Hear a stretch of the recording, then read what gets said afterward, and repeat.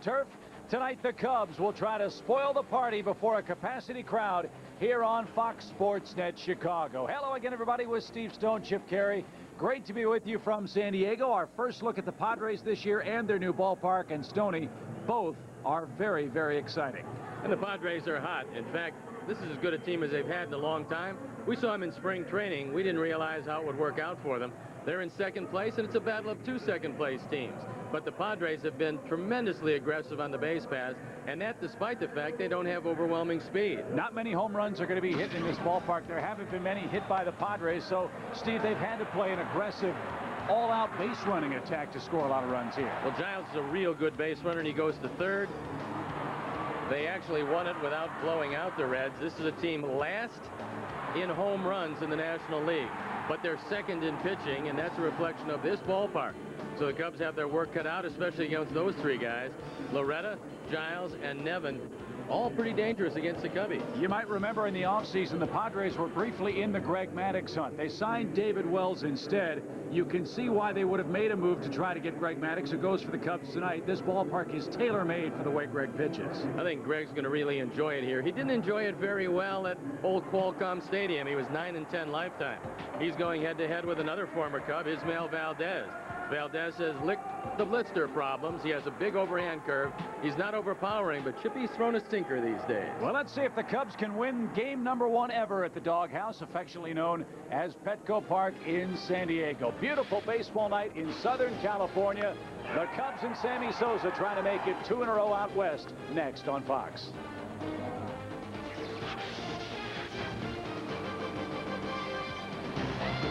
Fox Sports Net's coverage of Chicago Cubs baseball is brought to you in part by your local area Lexus dealer, who invites you to test drive a Lexus today. Geico Direct. A 15-minute phone call could save you 15% or more on car insurance. Comcast. Proud to be Chicagoland's cable company. Mike's Hard Lemonade. Hardly the usual. Make it a Mike's. The park is sold out for the weekend. The Cubs are in for their one and only visit to San Diego, California. And Stoney, the Cubs fans have again come out in force, and what a beautiful baseball vista they are seeing for the first time here tonight. It's a gorgeous view, and as you can see, there's a grassy knoll in center field. Now there's a jumbotron behind the hitting background, so those fans can actually see the game on the jumbotron. It costs them $5 to get back there. It's beautiful here in San Diego. The entire park is really a radical departure from all of the new parks, seeing as this is really a pitcher's park, especially at night. Very difficult to hit the ball out in right center field. You see the dimensions there. If you take it down either line, you can get it out, but it moves out so quickly that the pitchers here in San Diego really enjoy pitching at PetCo. The Padres come into play tonight 13-6. In the 19 home games they've played, the Padres have hit as a team a grand total of 10 home runs. Consequently, offensively, some of their big boppers aren't real pleased with the dimensions of this park, but their pitching staff has fallen in love with it, and the results as far as the ERA race are concerned in the National League reflect San Diego's pitching staff really benefiting from their home dimensions. And Cub fans, when they take a look at that particular uniform, you can certainly excuse them for getting a little nauseous. That was the same uniform these Padres were wearing in 1984 when they took 3 straight from the Cubs at what was called Qualcomm Stadium.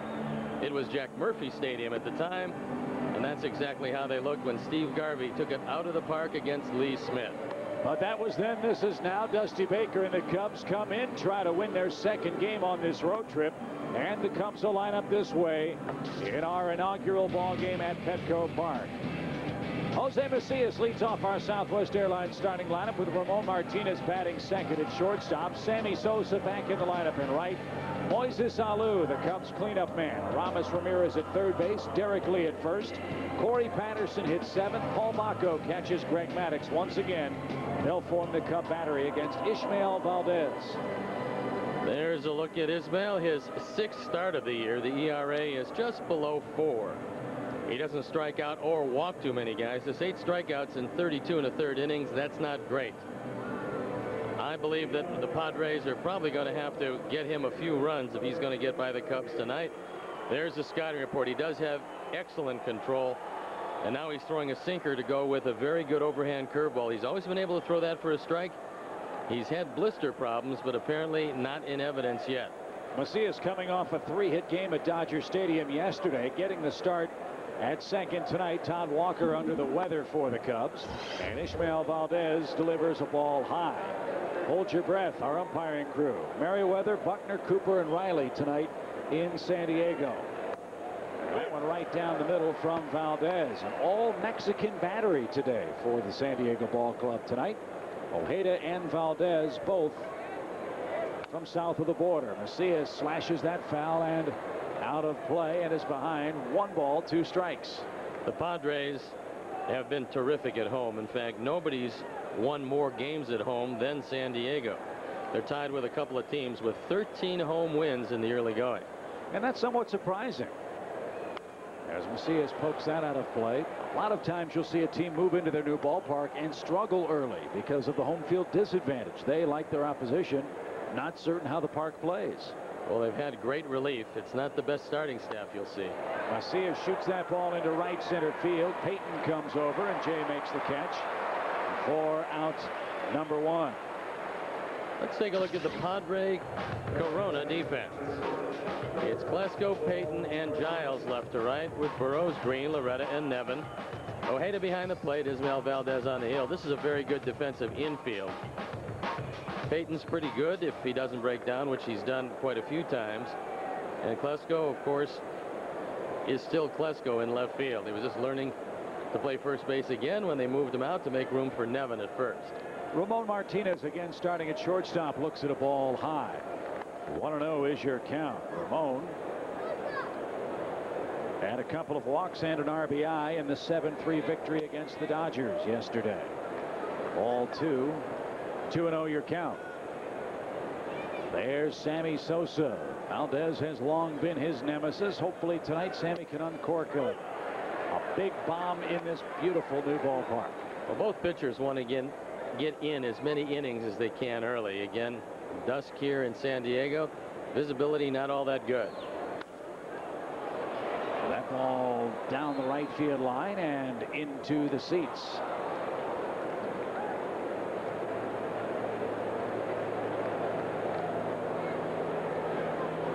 $42,500 fixed seats here at the ballpark. Another shot toward right. Long run out there for Giles. Can't make it. And Martinez will stay alive. That's in the bullpen area. And the Cub bullpen is like Wrigley Field in that it is kind of just out of the field of play. Conversely, the Padre bullpen is over the left center field wall. Interesting, too. The Cubs, or the visitors' pitchers, will warm up with their backs to the plate. Ground ball toward third. Burrows gobbles that up.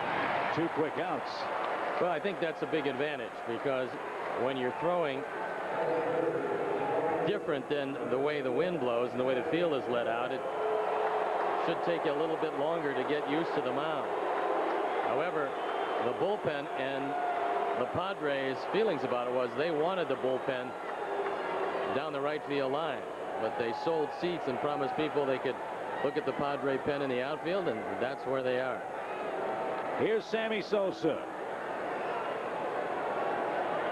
Ismael Valdez has really been tough against Sosa. It's hard to believe. Sammy just 4 for 46 against Valdez in his career.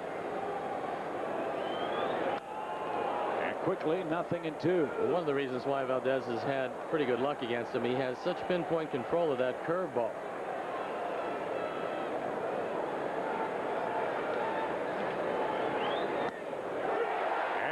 Strike 3 over the inside corner. Sammy Sosa looks back at Chuck Merriweather and asks, did I swing or was it called? Either way, he's down on strikes and the Cubs are done in the top of the first. Sportsnet.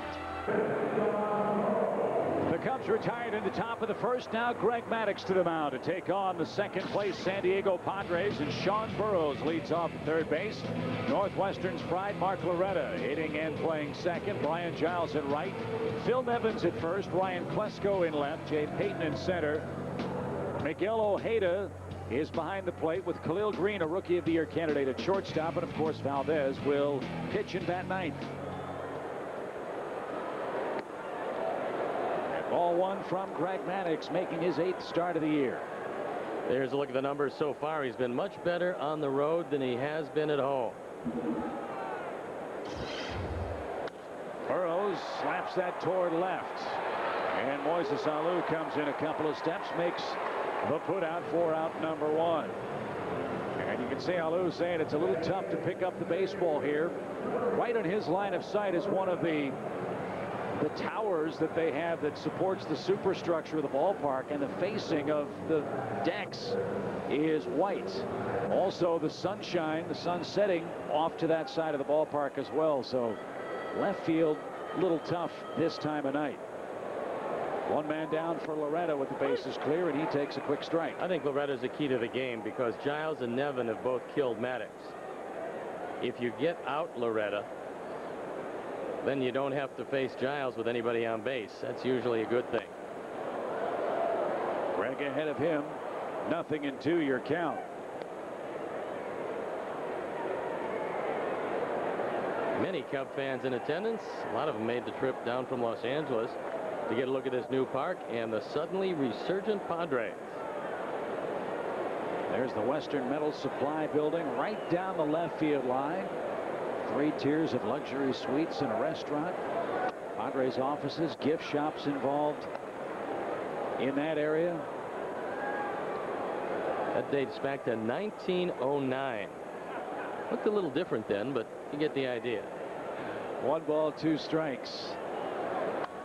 Out of play, foul. When they went to make that part of the building part of the design of the ballpark, interestingly enough, they had to go in and retrofit everything for California governmental seismic regulations. Well, you can understand that. So a lot you of want your martinis stirred, not shaken. Exactly right. High fly ball hit to right. That's Death Valley out there. Sandy drifting back, and Loretta's out number 2. This is a park where, again, you can get hitters out in so many different ways. If you pitch them to center and right, you're in real good shape. And if you get a lot of ground balls, the grass surface, we're told, is very thick, very spongy.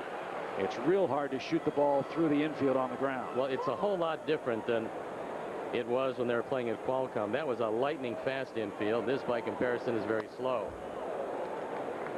Brian Giles right on that pitch and fouls it straight back. Giles long, a tormentor of Cub pitching. He was off to a real slow start for San Diego, but he started to pick it up now.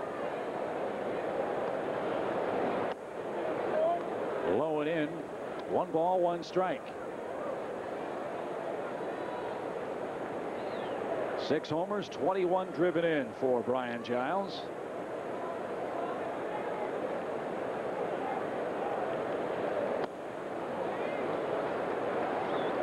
And ball 2 now. Giles very happy to have been traded to San Diego. He's from just down the road, and for him, it's a very happy homecoming. Down the left field line, he might have cracked his bat. It certainly sounded like it. He did. He's not going to be able to hit home runs to left or left center here. He's going to have to pull it to get it out. Now, he certainly is strong enough to hit a whole lot of home runs, but at 411 to the power alley in right center field, the left-handers have been complaining about this ballpark. Pitchers have fallen in love with it, however. 2-2. That's right down the middle. Giles couldn't pull the trigger, and Maddux has a scoreless first under his belt. 0-0 heading to the second in San Diego. Moises Alou pops the first pitch of our second inning into shallow center field. And Ismael Valdez has retired the first 4 Cubs he's faced. Jay Payton came up with the New York Mets organization. They thought he was going to be their next star center fielder. And he just had injury after injury, went to Colorado. Now he's found a home here in San Diego. He had an injury-plagued spring. But if he can stay healthy, he's a real good one. Here's Aramis Ramirez. He jumps on the first pitch. That's popped down the right field line, and that twists foul. Well, if you take a look at the center fielder, you can get a pretty good idea about how they're going to work you. And as soon as Ramirez came up, Payton, who was playing a little toward left center, now shifted over to right center, which should tell you that he's going to try to get him out away. If he goes in, he'll go in off the plate. Another pop up, this one over the Padre dugout. 0-2 your count. That makes sense. I mean, again, 396 to center, 402 to left center, 411 to right center. Stands to reason. Pitch him away, at least to the right-handed bats. Well, the Cubs have much more power than the Padres. The Padres want to use this ballpark to their advantage, and you force them to hit it to center or right center, and it stays in the park. Pulled toward Khalil Green at short. That kid's having a terrific start to his rookie season. Many feel he's going to be the rookie of the year. They've been very happy with him defensively. He's got great range. He has an above-average arm, and he's hitting awfully well. Not going to be a tremendous power hitter, but he's going to anchor a pretty good defense along with Loretta. They're an excellent double play combination. Here's Derek Lee. Cubs first baseman had a single and scored a run yesterday in Los Angeles.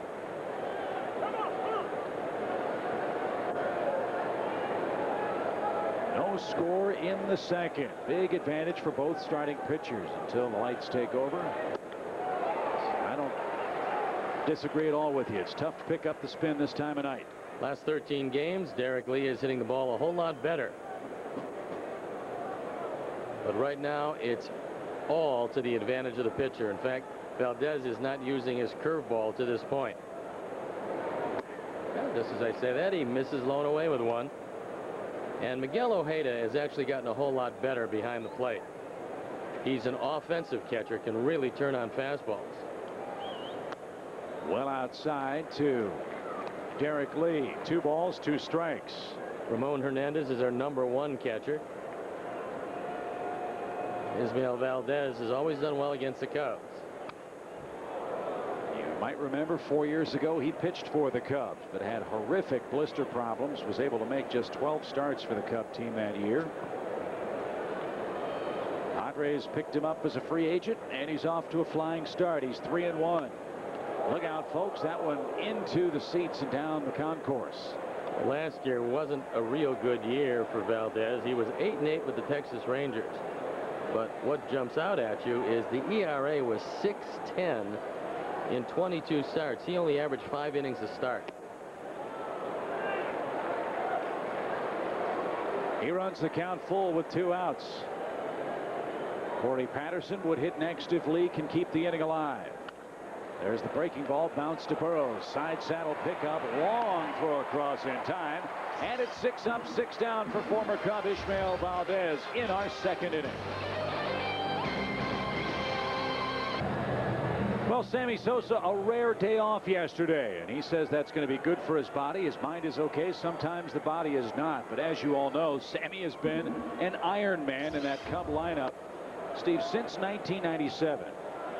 He's not played in only 48 games. Well, it was amazing to see the lineup and not see his name in it, knowing that he was healthy. But at his age, a day off every now and then is going to help him. Now, he hit very well against the Padres in Qualcomm. This is a different park, and unfortunately for him, he's got his longtime nemesis on the mound. I mean, I haven't seen numbers, Sammy, against any particular pitchers worse than against Ismael Valdez. Well, maybe tonight will be the night he can crack a couple of them. As Nevin to work in the second, off his thumbs, blooped down the right field line. Derek gives chase, and it's in foul ground. And Nevin back to the batter's box, down a ball and 2 strikes. Well, if Nevin hits the ball real hard and then Corey Patterson runs under it and catches it in either alley, normally he flips off his helmet, throws it down, and is too happy about that. He doesn't particularly care for the dimensions here. However, as Kevin Towers has told him and a few other of their veteran players, if you come off your no trade, I'll be more than happy to see if I can find a deal for you. Nobody really wants to leave here. This is a great place to play. 1 ball, 2 strikes, bags clear. And again, when you look out at left field, 358 to straightaway left and 334 down the left field line. That's cozier than Wrigley. Well, if you can pull it, you're in pretty good shape here. But if you hit it alley to alley, you got to really hit it. So it's a doubles and triples park. Yes. And a park where you have to have a very speedy center fielder because there's a lot of ground to cover. 1-2. Greg not happy with that delivery. It's even now at 2 balls, 2 strikes. Well, that ball sailed away, and Maddux tried to cut the fastball, but he really cut that one.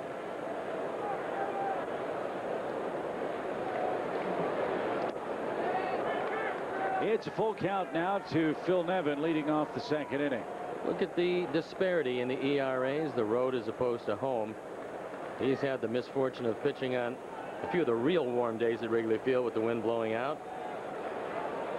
I anticipate he'll be turning that around, however.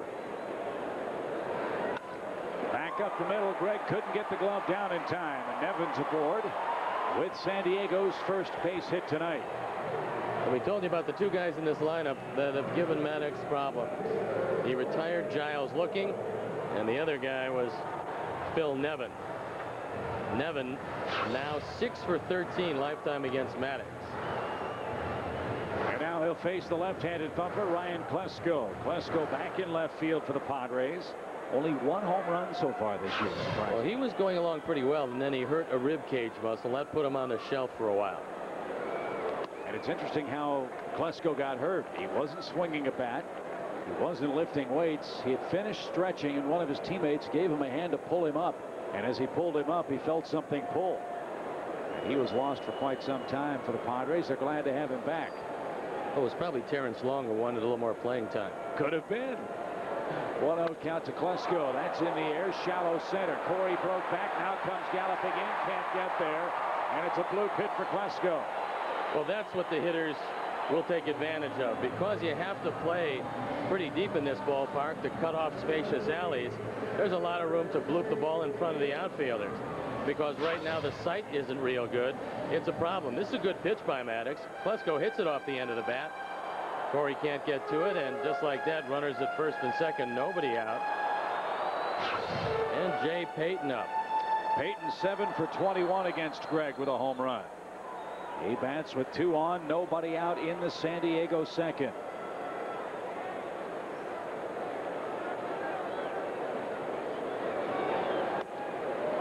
Inside corner for a strike. There you look at the numbers on Jay Payton. His career against the Cubs, pretty good, however. And they ticketed him for center field, but he had a injury-plagued spring, and Terrence Long played a lot of center field in his place. Driven foul out of play for strike 2. Payton last year at Colorado hit .302, hit 28 home runs, drove in 89.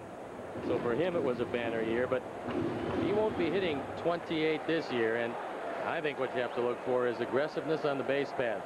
This team doesn't steal very much, but they're going to run on Maddux if they get a runner in position. Payton down 2 strikes with 2 men on.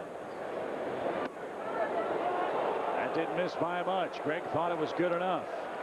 Well, Maddux is not going to show you much displeasure, but this particular umpiring crew has had some problems with the Cubs. There's a fastball that drifts back over the outside corner, but at least in that case, I thought Chuck Merriweather made a good call. That looked to me like it was off the plate. 1-2 now with 2 on. Beaten off the plate. Lee takes the in-between hop and beats Payton to the bag. So Payton advances Nevin to third, Klesko to second, and Miguel Ojeda, the catcher, comes up for the first time. The Padres have a working relationship with the Mexico City team, and that's where they got Miguel Ojeda. Now, this is a guy that they didn't expect to be too good a catcher, but Ramon Hernandez has worked long and hard with him. He can turn around anybody's fastball. Last year he hit just .234. He does have a little pop, however. And at Mexico City he hit .327 last year, so he's not going to get the majority of the playing time. That's Ramon Hernandez, but Ojeda catches Valdez and Wells, so he plays 40% of the time. Ramirez even with the bag at third. Second and third, 1 out for the San Diego catcher, who takes a belt-high strike. Padres with the first scoring threat of the game and series here. Nevin singled up the middle. Klesko blooped 1 to center off the end of the bat. Payton grounds out, and now the Padres catcher hits. think the game plan for Greg Maddux, if he can get Ojeda and leave the base runners where they are, they'll probably pitch around Green to get to Valdez, who just 1 for 11. The Cubs are going to concede the run if it's hit to the middle infield or to Derek Lee.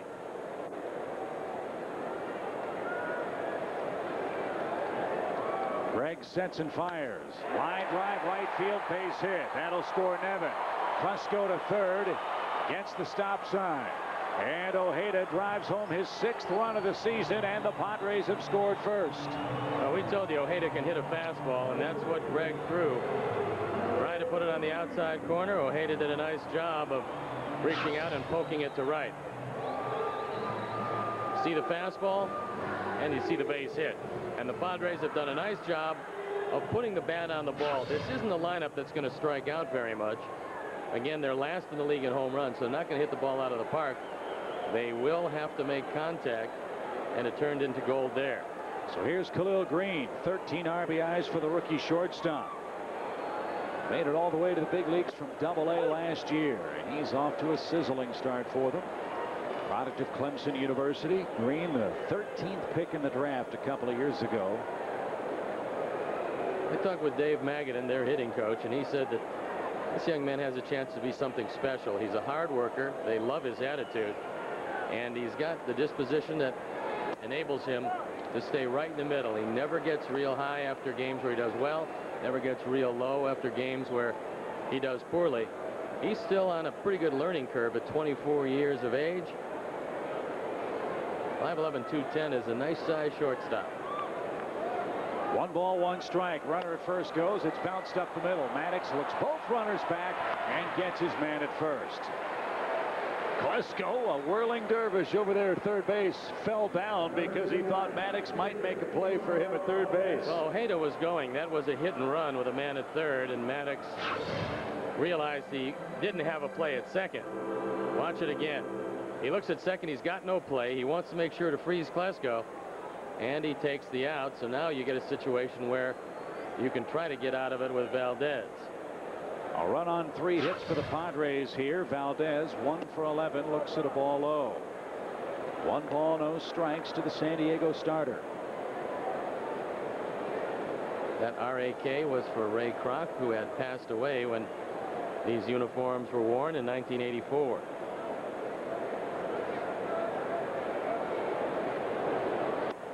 Right down the middle. Count evens up. The Astros are in action at home tonight, and they are losing to New York 6-3 in the 8th inning. So has a chance to gain some ground. Behind Steve Traxel. That got a big piece of Baco. He'll hobble around for a moment. Well, everybody was everybody was disappointed with losing 2 of 3 to the Dodgers. But all you ask is when you're on the road and your leading competition is at home, stay in the same spot when you get home. The Cubs left 2 games back. After losing 2 of 3, they're still 2 games back. If Houston loses and we win tonight, you're 1 back. And you pick up some ground on the road. I think when you head to the West Coast, as good as the Dodgers and the Padres have been, if you can just tread water, hold your ground, it's a successful trip. 1 ball, 2 strikes. Valdez, slow roller. Maddux will pick and fire to first, and he does a nice job of minimizing what could have been a big inning for San Diego. They get a run on 3 hits, leave a pair stranded, and lead 1-0 heading to the 3rd. It's improv. Just shout out a thing on Fox Sports Net.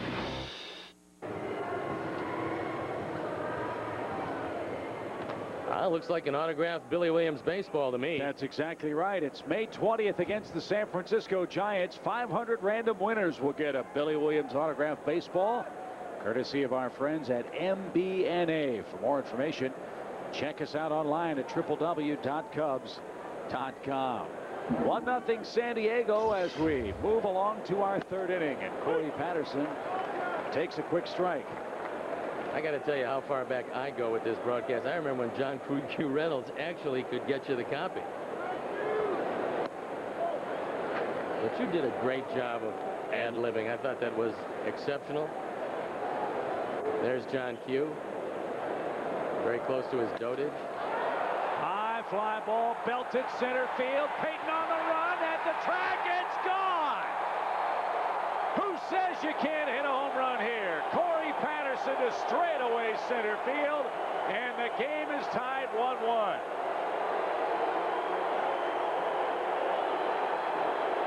Corey Patterson with his 4th.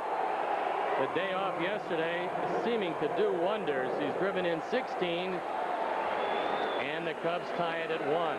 That was a blast right over the 396 mark. And Jay Payton thought he had a shot at it, but he ran out of room. That's a fastball on the outer half. Corey put a charge into it. So Paul Bacco is in the batter's box, fouls the first pitch past Phil Nevin at first. He's down a quick strike. That ball jumped. Well, it's going to jump now because it's not dark enough. When nightfall comes and that cooler air comes in, it'll be a little different. That ball rifled toward first. Phil Nevin with the short pick makes the play at first for out number 1. Stuck with Rob Piccolo, who's the infield coach here, and he said that Nevin is getting better and better at first base. And with that, it gives more confidence to Burroughs and Green and Loretta that Nevin's going to be able to pick anything they can throw there. This is a guy that's been shuttled in and out from first base or third base. He started out as a catcher. He was in the outfield, but every time he dove, he separated his shoulder. That's rolled to the left side. Khalil Green up high throw. Nevin, did he find the bag? Yeah, he came down with a tiptoe.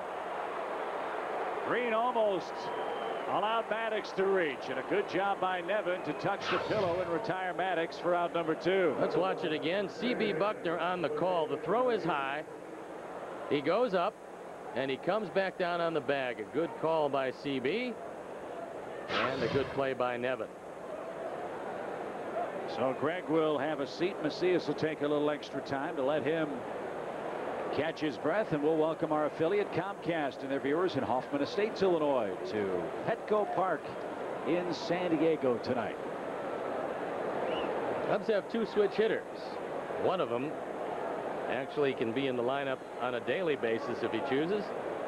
That's the man you're looking at, and the other is Carlos Zambrano, who is in the lineup every 5 days. And thankfully so. Carlos leads the National League in ERA. Well, he is really tough. 1.82 after his performance yesterday. When I told a lot of my friends that Zambrano has got a chance to be equally as good as either Kerry Wood or Mark Pryor, they thought I was pretty much overstating it. Ask a lot of the other hitters in the National League, and they will say that. Not meant to offend Wood or Pryor, but they just say his stuff is so hard to elevate that when you consider pitching at Wrigley Field, he can be a nightmare. And Macias aboard with a base hit with 2 outs. And Ramon Martinez will bat for the second time.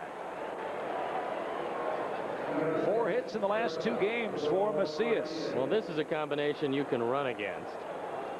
The Cubs haven't been the speediest team around. They've stolen 10 bases. They've been caught 5 times. The Padres only throw out 25% of the base runners who try to steal. That's below league average. And thinking the Cubs might run, Valdez makes the throw to first. Speaking of Kerry Wood, by the way, he is beginning his suspension tonight. He's not on the disabled list. And Kerry back home in Chicago will miss Sunday's start. He is serving the first day of his 5-day suspension for his confrontation with the umpiring crew back in Chicago. The good news is no inflammation in the or has inflammation, but no structural damage or tears in the right triceps muscle. And the Cubs are hoping he'll be back perhaps next weekend at home. He was examined twice, once by Louis Yoakum in Los Angeles, and he's an outstanding, just an outstanding doctor. And then they went back and tested him in Chicago again with the wonderful staff at Northwestern. And he appears to be fine, and that's real good news for the Cubs.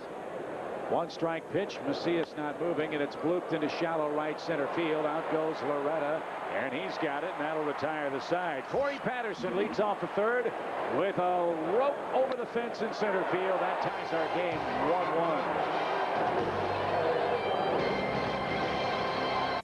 That means Sean Burroughs will go to work first. He flied out to left. His first time up tonight. There's a fly ball hit to left. Back goes Alou, and look at that thing just die shy of the warning track. That ball was hit pretty hard. One man down.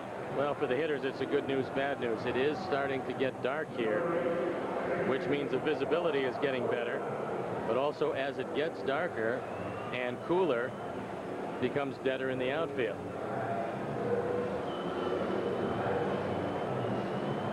That'll bring up Loretta. He flat out to right in the opening frame of our game this evening.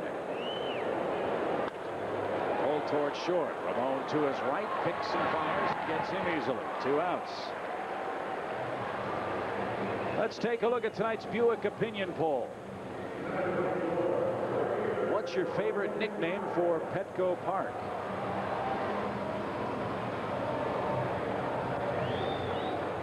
Any of those strike your fancy? If so, log on to fsnchicago.com. The doghouse, I think, is pretty good. My 3 would appreciate it. Another fly ball, this one to left center field. Off the bat of Giles. Moises Alou reaches up, and it's a 1-2-3 third on just 4 pitches for Greg Maddux.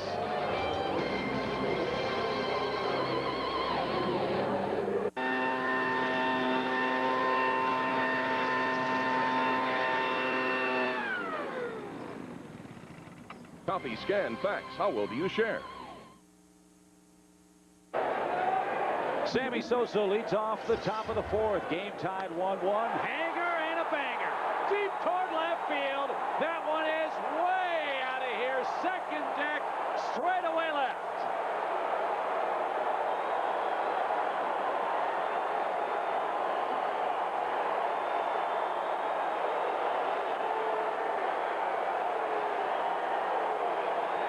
Well, Sammy obviously likes this ballpark, and the visibility for him has gotten real good. Valdez threw first ball, breaking ball, and Sammy waited and drilled it over the Budweiser sign. That ties him with Mike Schmidt on the all-time home run list, number 9 in baseball history. 548 in his career, and it was a no-doubter. There's the curveball, and it does absolutely nothing. Sammy knows he got it when it left the bat. All Klesko did was look up. Look, it bounced right off that guy's head. So the Cubs and Greg Maddux have a 2-1 lead now with Moises Alou in the batter's box. 1 ball, 1 strike to the Cub left fielder. Courtesy of a couple of long balls off Cub bats. One by Corey, one by Sammy. And the Astros having big trouble tonight. The Mets are up 8-3 at last count. As you see, Sammy Sosa now will chase down Mr. October, Reggie Jackson. There's another rocket. This one hit to left. Klesko diving stop, cuts the ball off. Alou, big turn halfway towards second, has to hustle back with a long single. What a play by Ryan Klesko. He knew that if he stayed on his feet, Alou would coast into second. He took a slide, came up quickly, and Moises took a big aggressive turn. In fact, I thought he was going to go for it. This is a real good play by Klesko, who gets up, does a reverse pivot, and gets it back in, and Moises has to scurry back to the bag. He's thinking 2 bases. I mean, he hustled all the way and then realized he would have been out by a good margin at second base. Here's Aramis Ramirez. He rolled to shortstop his first time up. Second time through the order, Valdez is proving very mortal. Another sharply hit ball, but right at Burns. Second 1, first 2, double play, clears the bags, 2 outs. This team is second in the league in double plays behind St. Louis. That was a nifty 5-4-3. So the Cubs with a 1-run lead now have 2 outs, and we'll take a look at our Aflac trivia question tonight from PetCo Park. Which cities produce the most current major league players? We'll have the answer for you in the bottom half of our 4th. Now, is that in the United States or worldwide? Is that including the Japanese major leagues or just our major leagues? Does that include Santo Domingo in the Dominican Republic? Quite possibly, yes. Or Bayonne, New Jersey. That's possible too. I'll say Los Angeles. Right. And you? I'll say San Pedro de Macorís of the Dominican Republic. 2 balls and a strike. Well, they are the cradle of shortstops, right? You know, their field are very long and thin, so it's the only position you can play. That's why guys hit straight away and play shortstop. 2-2 the count with the bases empty here in the 4th. And Derek down on strikes to end the inning. Sammy Sosa unloads with his 9th home run of the year, giving Greg Maddux a 2-1 lead here in the 4th.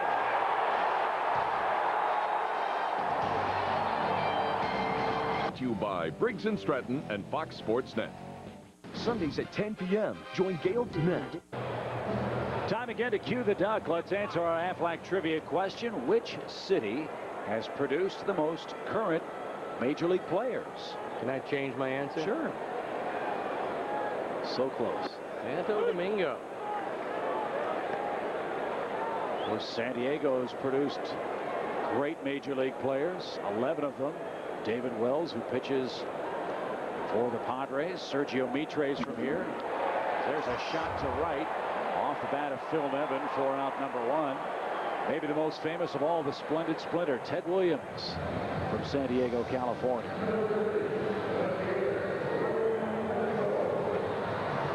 And the cradle of shortstops on the list too. 1 ahead of Los Angeles. Here's Ryan Klesko. He singled back in the San Diego 2nd inning. Well, the Padres are going up there and trying to jump on the 1st or 2nd pitch, which is playing right into the hand of Greg Maddux. As here he is in the 4th with a minimum of pitches. Ball 1 low and into Klesko. Padres had a run in, 2 on, 1 out, but couldn't push across a 2nd tally in the 2nd. The lifetime Maddux 21-14 against the Padres. That's with an ERA of 2.99. However, Qualcomm Stadium was one of the 4 Major League ballparks that Maddux has a below 500 record. Of course, he'll never get another shot. He'll stay right at 9-10. A ball and a strike to the Padre left fielder Ryan Klesko. That's up the middle. Easy play at short for Martinez, and Klesko is down. 2 away in the 4th inning. Greg has pretty good movement tonight on his pitches. This is a great place for him to pitch. One of the reasons is it is a very slow infield, and he throws many more ground balls than Ismael Valdez will throw.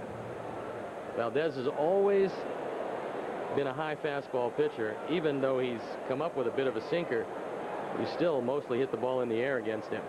Here's Peyton. Derek Lee took care of him, and he again swings the first ball. Easy play at short. Maddux again with a minimum of deliveries. Has a 1, 2, 3, 4. He set down 8 in a row and leads the game 2-1 heading to the 5th. Time for a Pontiac in-game update. I'm Gail Fisher inside the Fox Sports Net newsroom. The St. Louis Cardinals jumped all over Josh Beckett and the Florida Marlins tonight. Jim Edmonds comes up big in the 6th inning with this big double and RBI for Edmonds, and the Cardinals score 3 runs in the 6th inning as St. Louis wins it 6-3. Thank you, Gail. The Cardinals now 19-17 on the year.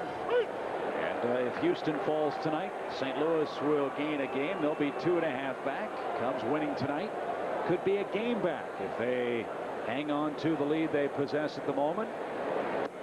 And Corey Patterson leading things off in this 5th inning is the man that tied the game with a solo shot over the center field fence in the 3rd inning. Well, if Houston doesn't lose, it's going to be a remarkable comeback, because they're down 8-3 and they've got 1 out left. So the Cubs will undoubtedly try to pick up some ground. And this bullpen for the Padres has been wonderful this year. Bounce toward first. The flip to Valdez at the back. 4 out number 1. They've got Trevor Hoffman back, and he's saving games with frightening regularity, and they're going to get Rod Beck back apparently at the end of the week. There's Trevor Hoffman. He'll be a candidate for comeback player of the year. Up to his old tricks once again. He has 10 saves. He has an ERA of 1.38. Given up no home runs in 13 innings. Pretty good. Well, at his best, and he used to throw in the mid-90s. Now he throws about 88 to 90 with one of the great straight changes in the history of the game. Ball, no strikes for Paul Bacco. Backs clear. And it's even 1-1. That was one of the more memorable sights and sounds, seeing Hoffman come out of that Padre bullpen with the AC/DC music blaring on the PA system. All in all, we'd prefer not to hear it while we're in San Diego this time. The Cubs didn't see Eric Gagne. Didn't have a chance to break his streak at 73 games, but still lost 2 of 3. And they would prefer, of course, not getting into that part of the Padre pen. Popped up, right side of the diamond. Loretta will have no trouble handling Bacco's high pop. 2 outs in our Toyota fan of the game inning. The last hope for David Puck of Chicago is Greg Maddux. If the Cubs are able to score here in the 5th, David will win a Fox Sports Net Toyota prize package, which includes a hat and t-shirt. Well, David, if Greg Maddux hits a home run, you deserve it.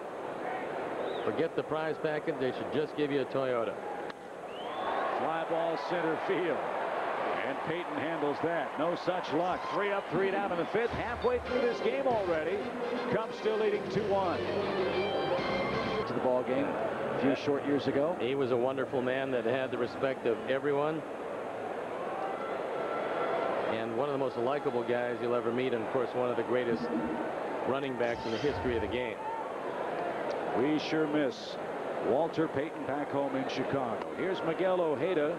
He has San Diego's lone RBI, a base hit in that second inning of play. The Astros have fallen tonight. 8-3 is indeed the final. The Mets have figured out how to score some runs of late. Their offense much improved with Cliff Floyd back in the lineup for them. And Steve Traxel is throwing very well for the Mets. So Glavine had a gem against Randy Johnson in the desert.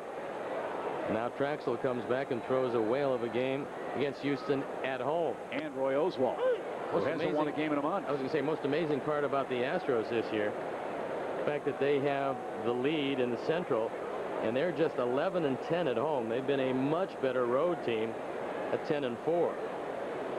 So ground to be gained in the Central if the Cubs can win here tonight. 2 balls and a strike to Ojeda. Sharply hit. Martinez gives a little ground with the catcher running. Has plenty of time. And Maddux is retired. 9 consecutive men. 7 ground balls already for Greg Maddux. And he figures to take advantage of this wonderful infield. Gail told you a moment ago that the Cardinals beat the Marlins 6-3. Jim Edmonds, a big day at the plate. Jason Marquis beat Josh Beckett. There's a high fly ball center field off the bat of Khalil Green. Wrong time of the night to do that. 10 in a row are set down. You know what kind of grass this is in the infield? What do you think? St. Augustine. It looks just like that. Floratown. It's called Bullseye Bermuda. Yeah, that's why it's so thick. That's that grass in Florida on the putting greens. Very thick. Here's Valdez. He hits another fly ball, shallow center field. Another easy inning for Maddux. 11 up, 11 down. He's through 5 with a 1-run lead here at PetCo Park. Chicagoland, a Northwest Indiana Buick dealer now. Jose Macias takes a breaking pitch over the inside corner for a called first strike here in our 6th inning already. Greg Maddux with a 1-run lead. 51 pitches. 2 long home runs, 1 from Corey Patterson, 1 from Sammy Sosa, has put the Cubs in front tonight. Ismael Valdez has really quickened up his pace. He's working as fast as Maddux, and the Cubs could use another run. No better time to get it than the top of the batting order, as Macias has done a real nice job in the 2 games he's had a chance to start. That's up the middle. Green knocks it down, gloves it, and flips to first. What a play. Khalil Green at short. Well, that's what a slower infield will do for you. And to as far as the bullseye Bermuda, that's what kept that ball in the infield. At the old ballpark here in San Diego, Green never dives for it because he'd have no chance. It'd be in center field. But here he's able to get up and get it over there in plenty of time. They've had some great shortstops here. Of course, Ozzie Smith and Gary Templeton, Khalil Green, maybe the young heir apparent for this San Diego franchise. Super play to start the 6th. And of course, who could forget Chris Gomez? Who? See, you've forgotten him already. Here's Martinez. He's 0 for 2. We'll be here all week, folks. He's in. Try the Veal. No balls and a strike to Martinez. Giants lead the Pirates 1-0. That game in the 4th inning of play.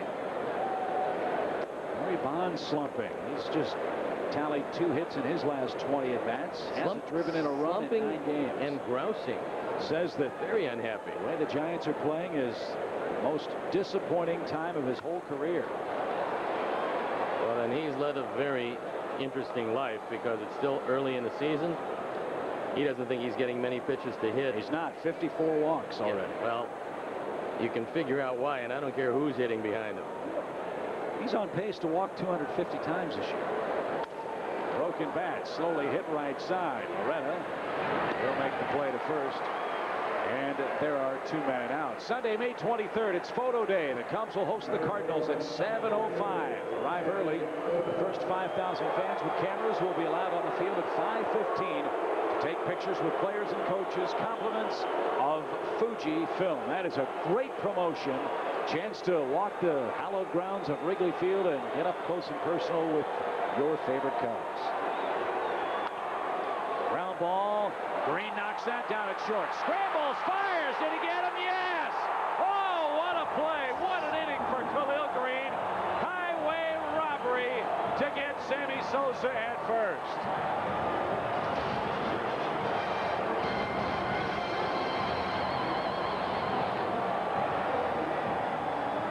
Your Toyota dealer with an outstanding SUV selection. In the Cubs post-game show, we'll have all the highlights and analysis of tonight's game action. Gail Fisher and Dave Otto are standing by with the Cubs post-game show immediately after our game from Petco Park in San Diego. It's turned into the Khalil Green highlight reel.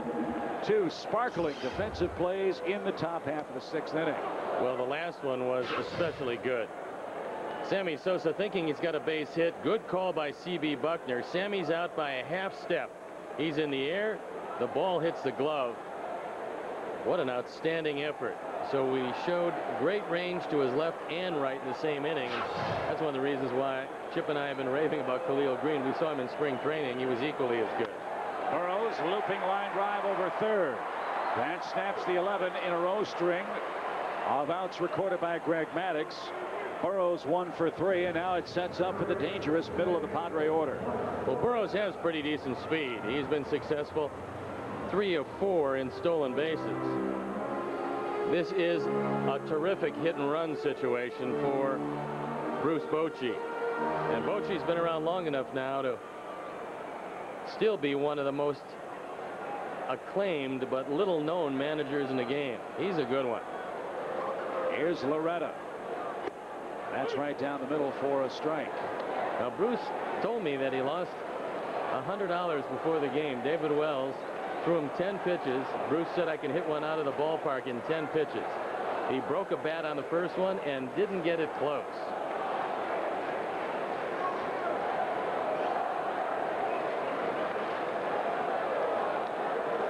He's been here for a long time. This is a man that hit 26 major league home runs in 358 games, Bruce Bochy. Oh, he has prodigious power. Maybe at Qualcomm he would have been able to. Yes, if he was standing on second base, he wouldn't have been able to get it out today. He said, I'm worried about my bat speed.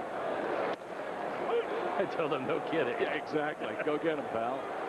Well, he has been terrific. Manager of the year here in 96.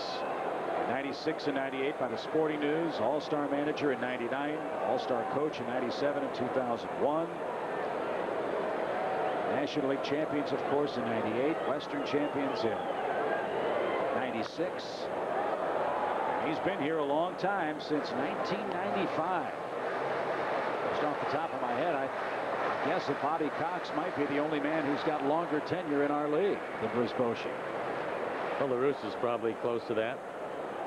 This is a good time for the Cubs to turn two. Loretta doesn't have real good speed. 2-strike pitch to him. 1-run Cub lead. Greg really wanted that call.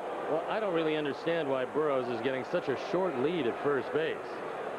And Maddux is not known to have a great move, and Burroughs has about a 2-step lead.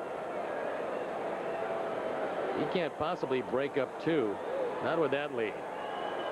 1 ball, 2 strikes, and he's back easily standing up. Yeah, I mean, that tells you that you can get at least another step or step and a half.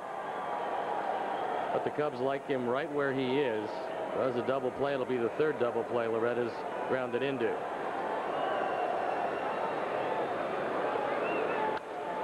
Fly ball twisting down the line and out of play, foul. There's a unique corner in right field, just to the left of the 322 and the Petco sign. An indentation. You see it go in there.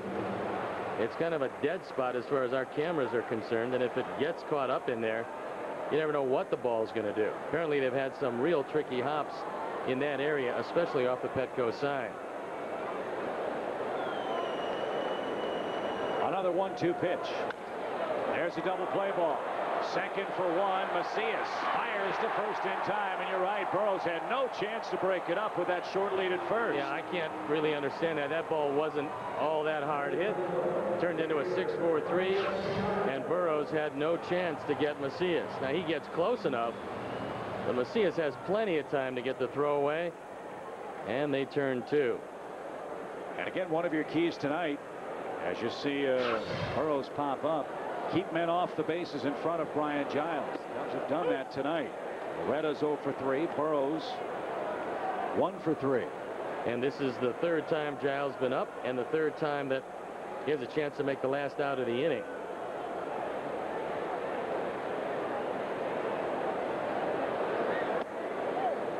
Down and in, evens up the count to Brian Giles. He's the man that recorded the first ever hit here at Petco Park. He's hit off Dustin Hermanson of the Giants. Well, whatever you do, you can't allow him to pull this ball. He's not going to hit it out in left center. Giles looking for something else, now down to his last strike. 1-2 your count. Well, the movement on that pitch was terrific. It started right at Giles' hands and then moved back over the plate. Left-handers give up on that one. Let's see if Greg can do it again. That's cued off the plate. And Giles will stay alive. Reds have jumped in front of the Dodgers 2-0 in the 4th. Montreal beating Arizona 3-2 in the 4th. Casey Fossum pitching for Arizona tonight. Phillies over Colorado 6-4. That game's in the 8th inning of play at Coors Field. A ball, 2 strikes to Giles. He got him, and the inning is over. Maddux continues to dazzle. He's scattered 4 hits, leads the game 2-1. Our game summary tonight, Steve. The Cubs have played long ball in a tough place to hit the ball out. Well, a couple of solo home runs. And that's been it for the scoring for the Cubs. Valdez has been throwing real well. Maddux has been throwing that much better, and that's the forward game summary. Cubs have had just 4 hits. 2 of them left the ballpark. The Padres have had 4 hits, and none of them have left the ballpark.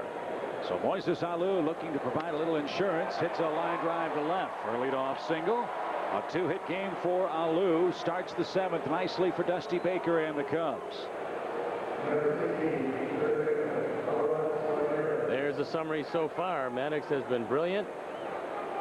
Valdez has been touched for a couple of long balls. So Ramirez to work. He's 1 home run shy of 100 in his major league career. You having a little chair problem here tonight? Yes, my technical skills aren't that good. High fly ball to left center field. Over comes Payton, and he'll put that away. Alou thought about tagging, but wisely stays at first with 1 out. What's going on over here? No, all of a sudden the chair just decided it was going to get 4 or 5 inches lower, and here I am. You know, they have this new thing called salad. You know, you can. It's unbelievable. I've broken a wonderful chair. The backup chair. Oh, you're going to the pen, huh? Time to go to the backup chair. Way to go. Here's Derek Lee. Well, we don't have that problem at home, thanks to John McDonough. There's a broken bat liner over short. Alou will stop at second. And Derek Lee's bat goes down a hero. 2 are on with 1 man out. Derek Lee swinging a whole lot better these days. Left the head of the bat, but will gladly take the hit. And here's 50% of the Cub offense. Corey Patterson. There's a broken bat on a good moving inside fastball. The only play that Khalil Green hasn't made, and he just was playing him too low. Nice segue from the chair comment. 2-1 Cubs lead. Nah, this is great. Patterson homer and a cue ball shot over the mound. Green at the bag makes 1, and Patterson outruns the baseball. And first, Alou to third. Lee forced out at second. 2 outs. That's going to be a double play, I believe, if Valdez doesn't tip the ball. That slowed it down. I think it will go 1-6. Take another look at it as Ojeda goes out. It's a tapper back up the middle.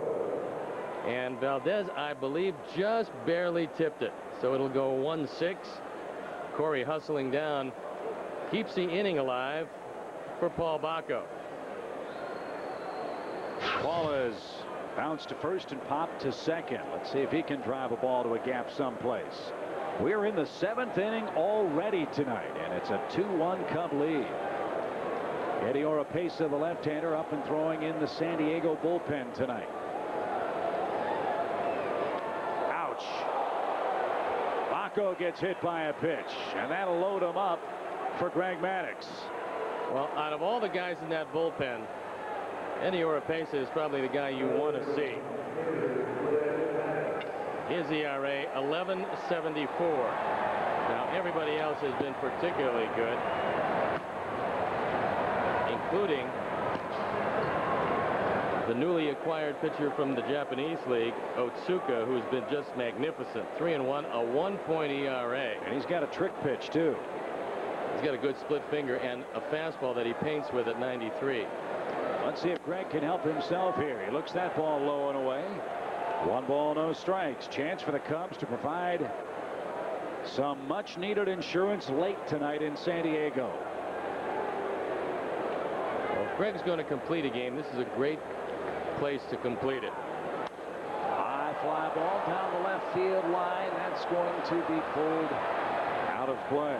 And I say it's a great place to complete the game because, one, the temperatures are great. It's just a little cooler than normal this time of year. Also, no humidity, and Greg has kept it to a minimum of pitches.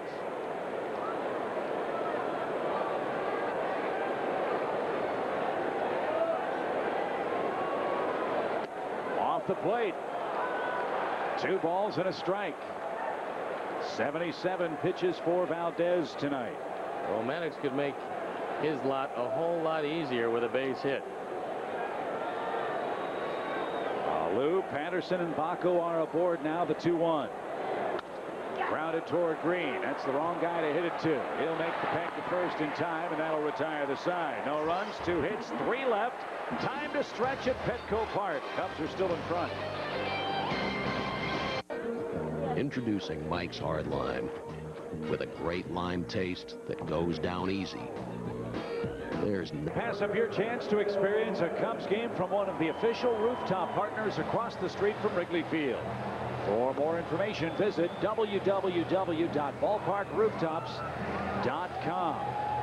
And the Padres have taken a cue from Wrigley Field. They've got a rooftop. Again, it's above the Western Metal Supply Company building down the left field line here at Petco.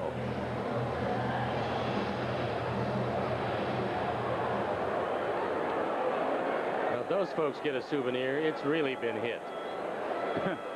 They just sold a pet house in that building for $2 million. Nothing that you'd be impressed with, but that seems to me a very large sum of money. I might be able to afford it if it was in pesos. Maybe. Phil Nevin to work in the San Diego 7th. Greg misses outside to even up the count, a ball and a strike. Cubs lead 2-1. Nevin has tremendous power to right field. He's one of the few right-handers that can reach that fence in right center. We're getting a lot of emails from fans wondering what the RAK stands for. Steve mentioned it earlier. They're for the late great Padres owner Ray A. Kroc. And they're wearing their throwback uniforms. That was the uniform that they wore in 1984 when the Cubs took a 2-0 lead and then lost 3 in a row. Pulled foul by Nevin. He's down 1-2 now.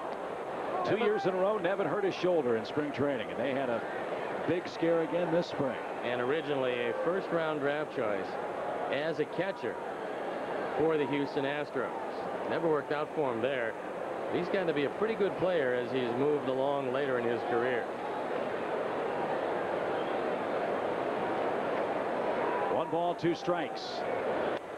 Little cue ball shot towards second. Macias up and over. Boy, did he pull the string on Nevin. 1 man down in the 7th inning.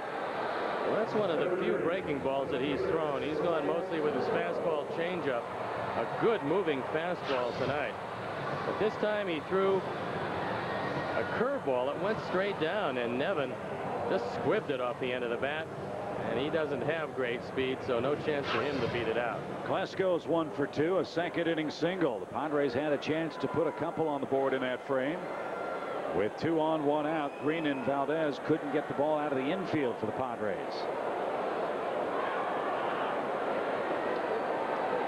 Corey Patterson homered to straightaway center. Sammy Sosa took one into the 2nd deck in left. That's the scoring. Sharply hit up the middle by Ryan Klesko. He's 2 for 3. Well, Greg Maddux miraculously didn't get hit with that one. Remember, we told you a sinker baller has got to be ready for anything hit back to him, because if you keep the ball away, that's where the big hitters are going to go.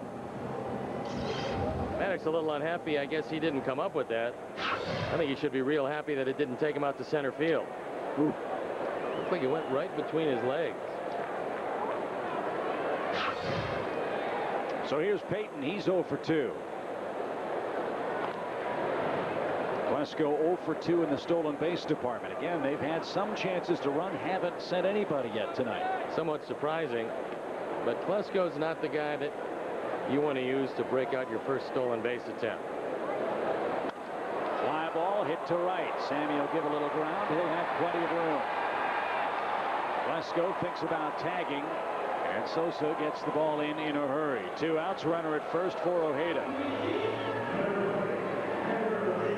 Ojeda has the lone San Diego RBI. We'll have to get our friends at Stats Inc. on this one. I wonder how many times in baseball history we've had an all-Mexican battery. Valdez from Mexico, the starter. Miguel Ojeda from Mexico, the San Diego catcher. I would say a lot.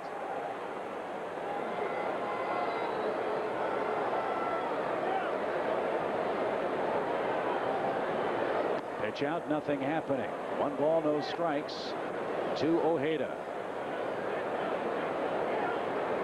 Well, you have to be careful with Ojeda. And the reason is that he's pulled the ball twice. They're giving him left center field.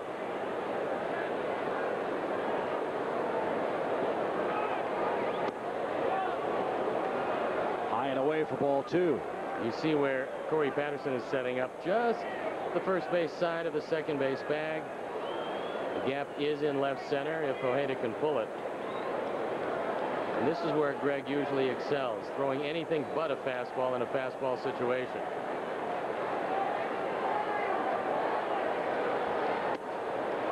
Over the outside corner, and you hear the Cub fans making a lot of noise. This series has been sold out a long time. We'll have packed houses tonight, tomorrow night, Sunday afternoon. Then we're home to take on the Giants at Wrigley Field starting Tuesday night.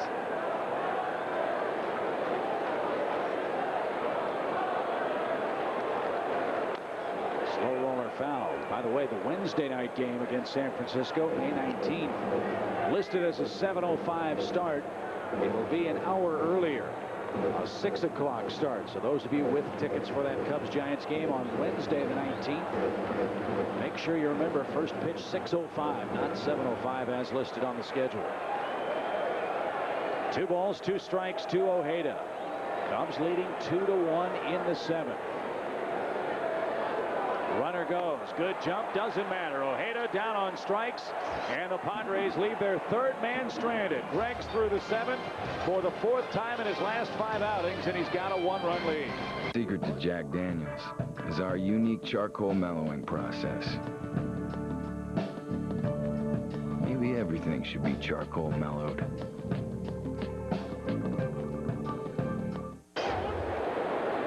Well, Steve, as your friend Jill Estep might say, it's always good to have a little insurance.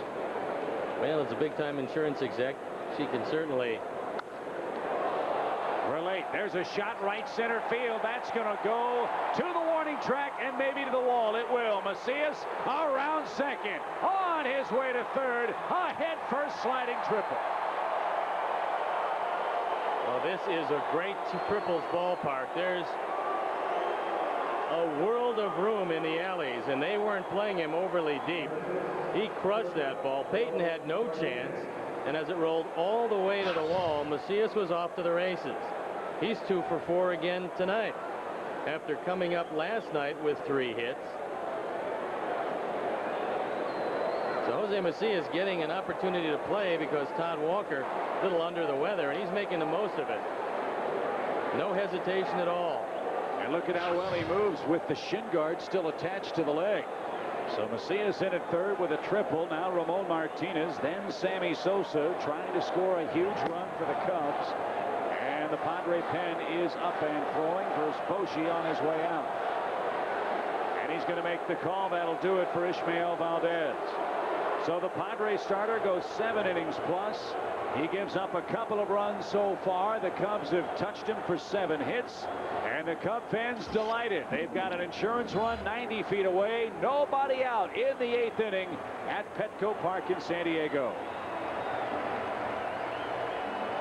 As if that man needed any more credentials to earn a first ballot ticket to Cooperstown. Greg Maddux with that strikeout ending the 7th inning is tied now with Cy Young on the all-time Major League strikeout list. Yeah, it's more than 799.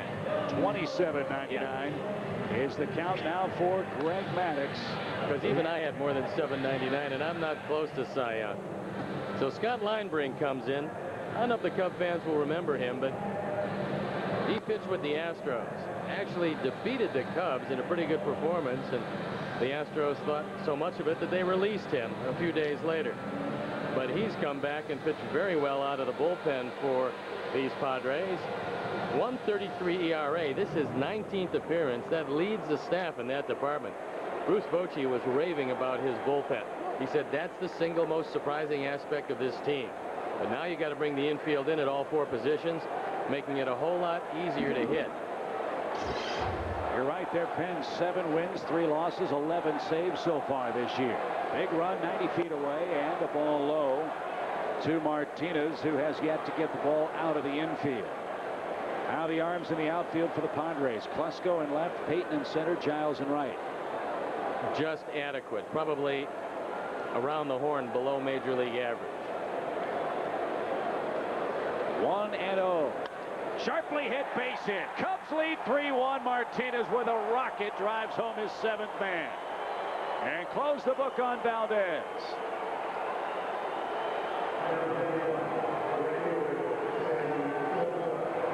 There's an example when the infield's in, there's no angles on ground balls, and that one drilled through the drawn-in infield. A huge insurance run. If you're back in your normal position, there's a real good chance that Burrows is able to make that play. As it is, the Cubs have a 2-run lead.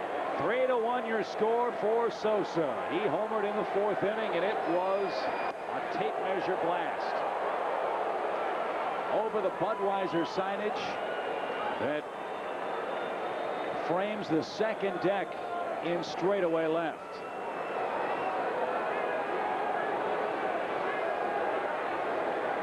No balls and a strike. Martinez a lead at first. outside corner. Good delivery. And here's the 4th inning bomb.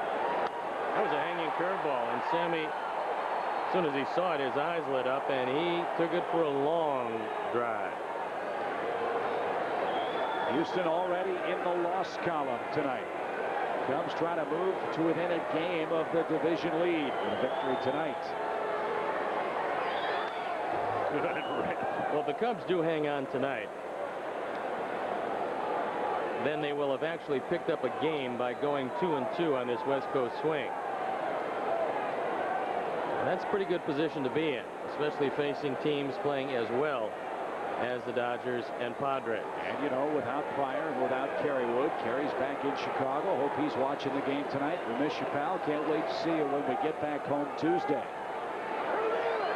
Way upstairs. Mark Pryor, by the way, got his business degree today from USC and delivered the commencement address before 6,000 folks, and they had a transcript of it online today and saw a few clips of it. He did a great job.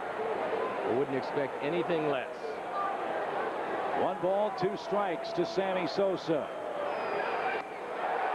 That one up in the zone, and he swung and missed. Line break might have gotten away with a pitch there. Well, that did look like a fastball. It looked like he was trying to throw a slider.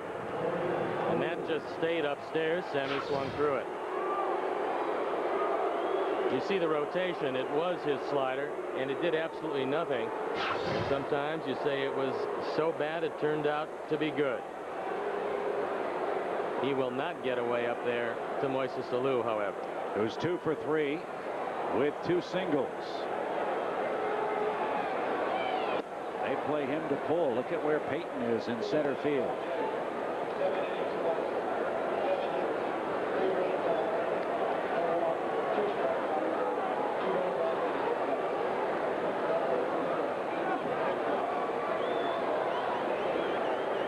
One ball, no strikes.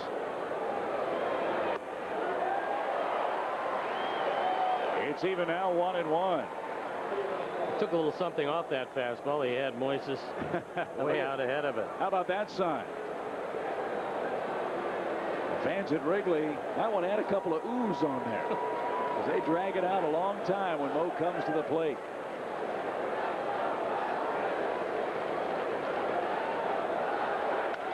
Sharply hit. Burrows can't get that. Alou 3 for 4. So some ahs for Alou. Well, that was a 95-mile-an-hour fastball, and it shows you if you don't hit your spot with it, you're not going to get out good major league fastball hitters. And Moises, lifetime over 300, shows you that middle in with a fastball belt high doesn't get you much but another base runner. Pass to diving Burrows, and the Cubs looking for more. And Aramis Ramirez will try to provide it here. And 2 men on, 1 out. Cubs lead by 2 in the 8th inning. 3-1 game, a marvelously pitched effort from Greg Maddux. A strike over the outside corner. Kathy Young on the internet tonight wants to know what happened to Ron Say. It's somewhat ironic she would ask. We ran into the Penguin yesterday at Dodger Stadium. We did. When you told me that you met the Penguin, I thought that Burgess Meredith had made a comeback. But lo and behold, it was Ron Say. No balls and a strike. Ribbon foul and out of play. He looked terrific. Did Ron Say? Hopefully he'll get back to Chicago sometime this or next summer. Well, he handles special events for the Dodgers. He said that he's there 3-4 times a week. You know, he was a very strong but fairly stumpy third baseman. Jay Johnstone one year cut his locker in half, cut the legs off his uniform in spring training, and left it there for him to see. Didn't make Ron particularly happy. I wouldn't think so.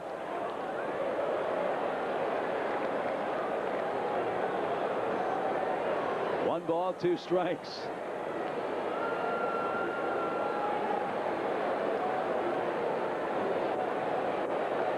Linebrink has come on and given up 2 rocket base hits here in the 8th inning.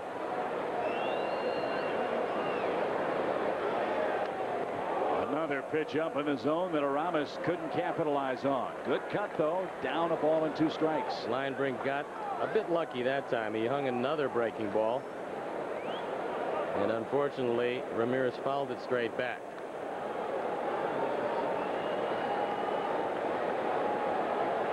It kind of looks like Ken Merker a little bit from the profile. Very similar.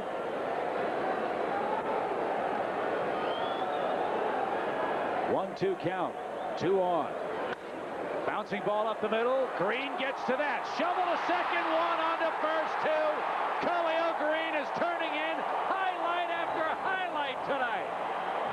Wow, what a night for the rookie.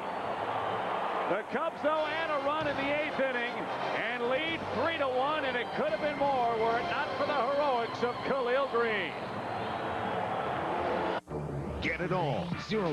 Time for a Cadillac in-game update. I'm Gail Fisher inside the Fox Sports Net newsroom. There is still time to log on to fsnchicago.com and give us your opinion on today's poll question. What is your favorite nickname for PetCo Park? We'll have the results in the postgame show. Gail, it might turn out to be the house that Khalil Green built. A standing ovation from the 41,000-plus gathering tonight as this kid has made 3 sensational defensive efforts. It didn't look like he'd get to the last ball, and then he turned it into 2 with a glove shovel feed. Let's watch it again. All 3 good plays up the middle, getting a very fast man in Macias. Well, he was so good he did it twice. We didn't see the one he dove in the hole and threw out Sammy.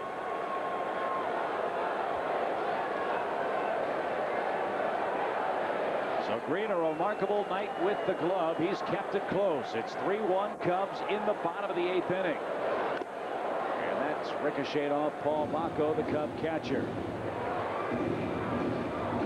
Now, so far, nobody up in the bullpen for the Cubs as Maddux has been in control most of this evening. He had a trouble spot in the 2nd, but he minimized the damage after runners at 1st and 2nd, nobody out. He got out with just 1 run, and that's been it for the Padres.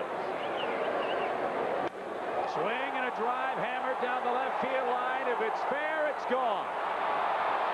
It is foul onto the roof of the Western Metal Supply building. Well, if you were wondering if he had any power, he's only hit 1 home run this year, but that one just missed. They might want to raise the yellow line after that shot. That one, if it was in fair territory, would have been a souvenir for those folks on the roof.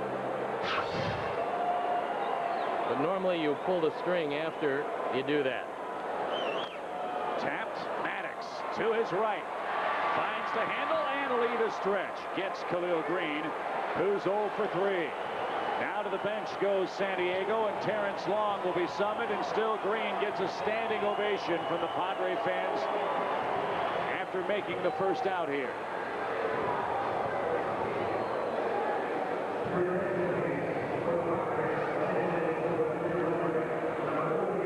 Maddux has a total of 81 pitches so far, and there's 1 out in the 8th inning. So Terrence Long was at a pretty good run at it as a pinch hitter this year. Steps up with 1 out, nobody out. Close the book on Linebrink. No runs, a couple of hits in his 1 inning of work tonight. And there you see the Cubs bullpen. Merker and Farnsworth limbering up here in the 8th inning. Terrence Long, formerly of the A's. No balls and a strike. No balls, 2 strikes. Long, an appropriately named fellow with that kind of swing. That's one of the reasons why he hasn't been able to secure an everyday spot. He had a couple of good years with the Oakland club. Now he's a role player with these Padres.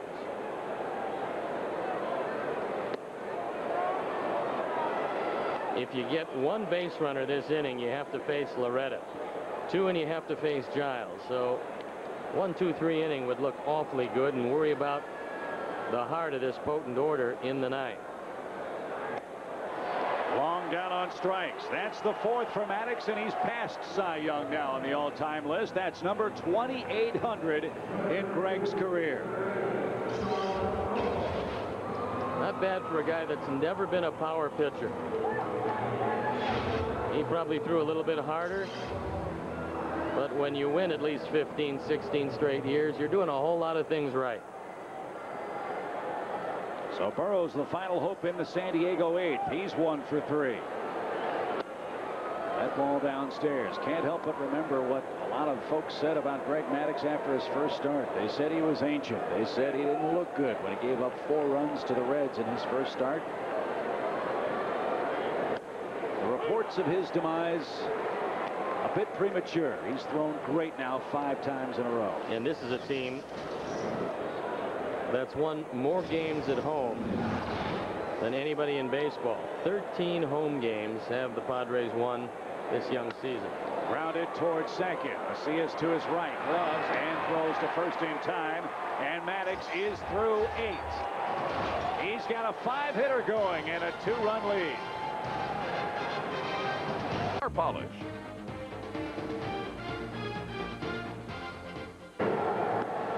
Walter Payton's personality and relentless style of play endeared him to fans around the world, but for all his endurance on the field, a rare illness cut short his life and left behind a legacy that'll never be forgotten. Walter Payton, Behind the Glory, Sunday at 6:30 on Fox Sports Net. Folks, that is a terrific show, Beyond the Glory series. And there's a look at Brandon Puffer, who came up from the minor leagues. This is just his second game. Antonio Osuna went on the disabled list, and Puffer got an opportunity. And the first man to greet him is Derek Lee. Lee, Patterson, then Baco. Comes 3, Padres 1. Nobody up in the Cub bullpen at the moment.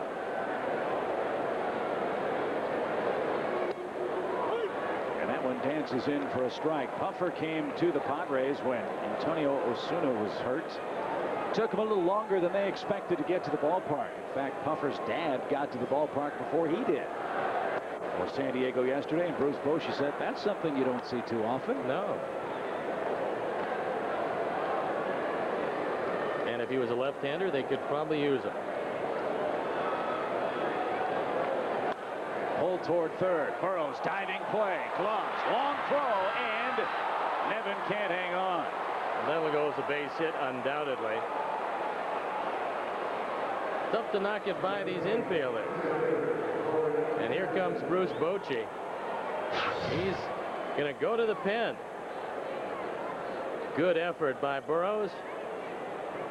But the long throw across the diamond, not in time. Had he caught it, he might have gotten the out call. He didn't. And Derek has his second hit. This Padre infield somewhat reminiscent of what we saw in Los Angeles with the Dodgers. But tonight the Cubs lead 3-1, and Eddie Oropesa coming out of the pen.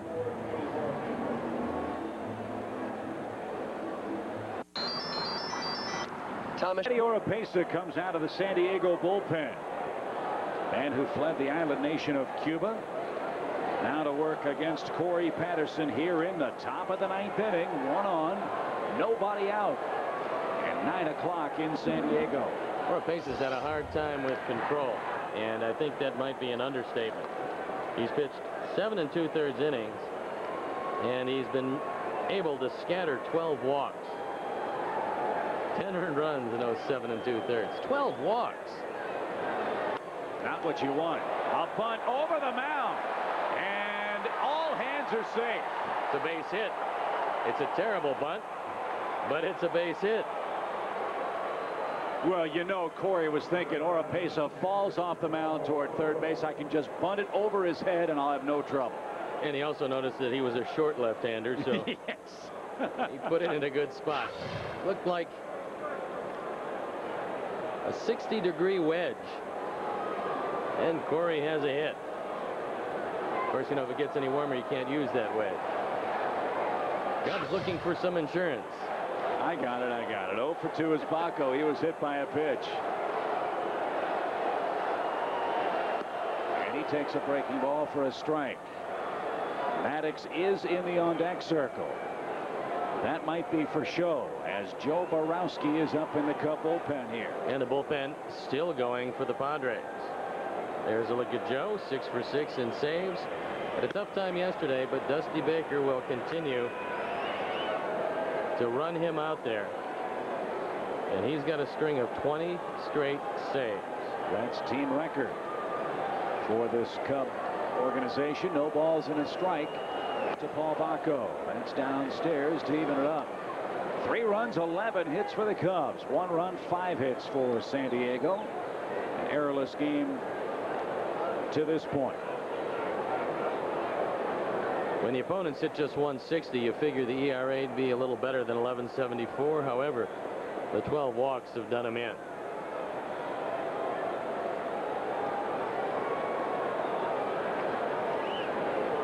One ball, 1 strike. Oropesa wants to keep Derek Lee close. Thanks to our great Fox Sports Net crew tonight. Bob Albrecht, our producer. Our director this evening, Dave Turner. Joe Corneo, our associate producer. Our production manager, Moheen Ramsey. Josh Wine, the executive producer. And vice president of programming is Don Graham. Special thanks to our booth AD, John Q. Reynolds. Very quiet John Q. Reynolds tonight in San Diego. Well, he has to be because we have this glass partition between us,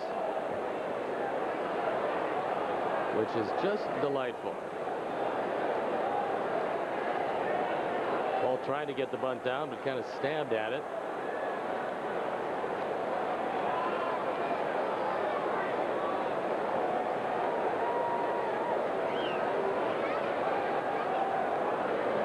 Let's see if he can get it down with 2 strikes.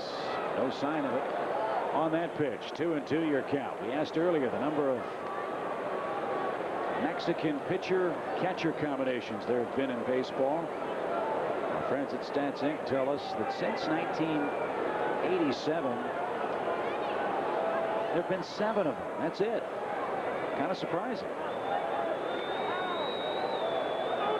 2 balls, 2 strikes.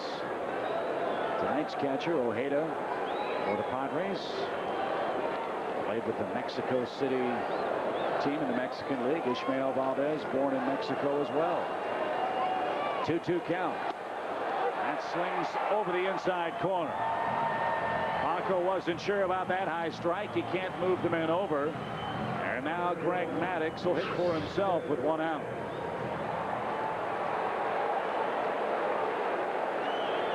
That one just catching the inside corner, and so Bacco takes a call third. Now he's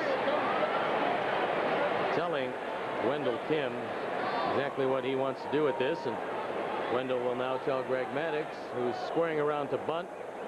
He's trying to bunt Wendell.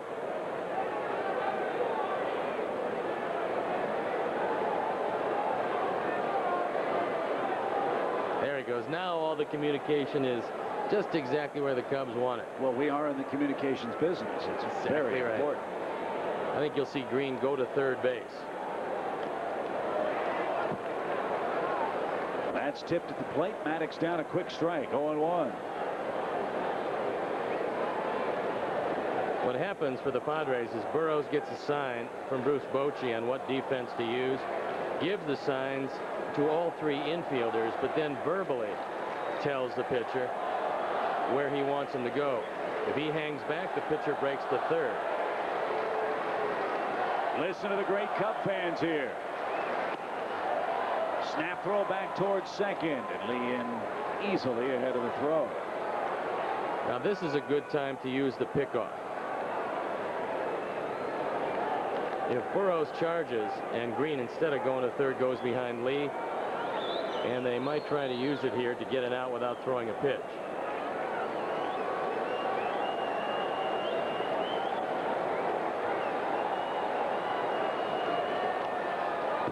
Again tipped. 1 ball, 2 strikes.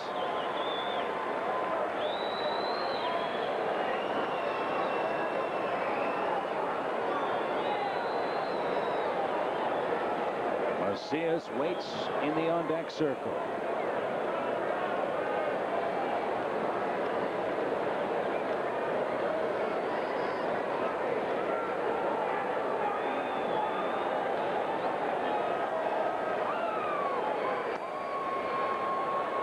Well outside, even it up 2-2. Want to congratulate Joe Corneo. He'll be off to the airport after our game tonight, heading back home. His daughter Cheryl's graduating from Trinity Christian College. Joe will be back with us for our Series wrap up on Sunday, so congratulations to Cheryl and the Corneo family. 2-2 count. Maddux gets it down, punts it hard to third, and they say he missed the bag. How about that? Burrows missed the bag, and they're loaded in the ninth.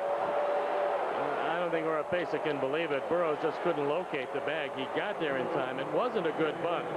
They had plenty of time to get Lee, but Burrows made a couple of stabs at the bag and couldn't locate it.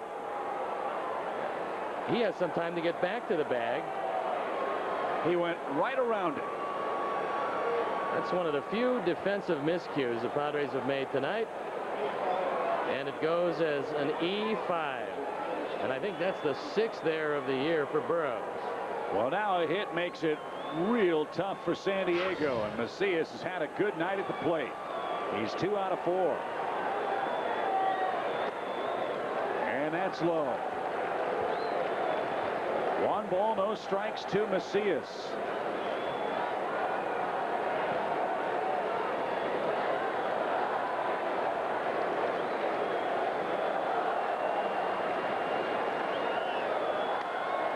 Cue ball shot foul past first.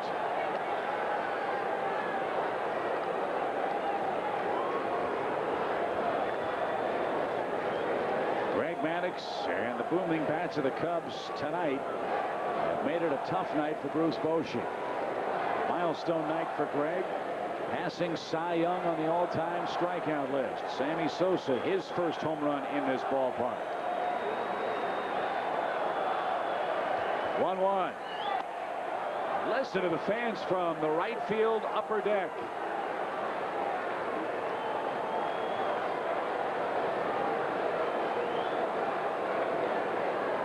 Well, over 41,000 here tonight, and many of them Cub fans. Here comes the 2-1 now. Pulled fair over third. Lee's gonna score. Corey's gonna score. Here comes Maddux.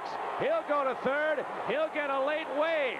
He's gonna come around. He's gonna score. It's a triple for Macias. That clears the bags, and the Cubs have a 5-run lead.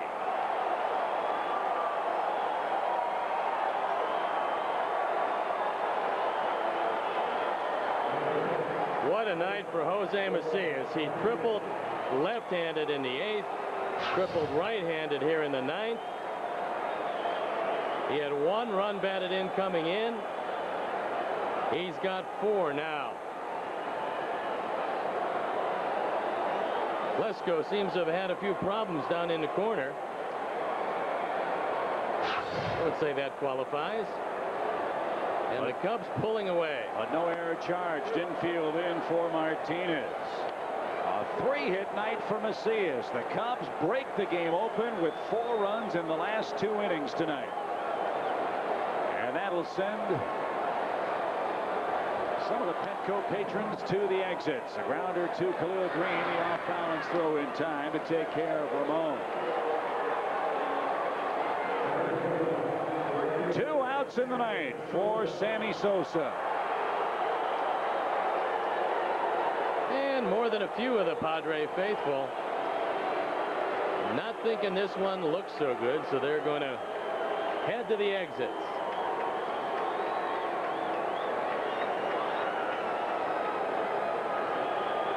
A long home run in the 4th highlights Sammy's night tonight. And the Cubs looking like they're going to have a 2-2 start to this road trip. Bats awakening at a most opportune time. 14 hits in L.A. yesterday, 12 here tonight.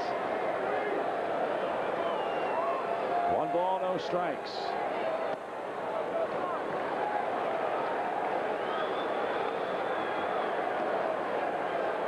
Well, at this point, it looks like Bruce Bochy is going to let Eddie Oropesa get himself out of this, not wanting to go to the bullpen because they leave on their longest road trip of the year when the Cubs leave town. Slow roller hit toward Burrows. He'll play patty cake and retire the side. A big inning for the Cubs.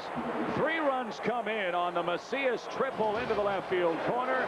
Greg Maddux and the Cubs have a 5-run lead with 3 outs to get. We are back in San Diego, PetCo Park, and the Cubs blasting them in their debut here in San Diego tonight. It's 6-1 Cubs and a special night for Greg Maddux tonight. Greg Maddux is our Hyundai player of the game, and justifiably so. He was brilliant. This is a pretty good lineup, and he absolutely silenced them. A multitude of ground balls. The Cubs defense very good. Maddux gave up a grand total of 5 singles, just 1 run.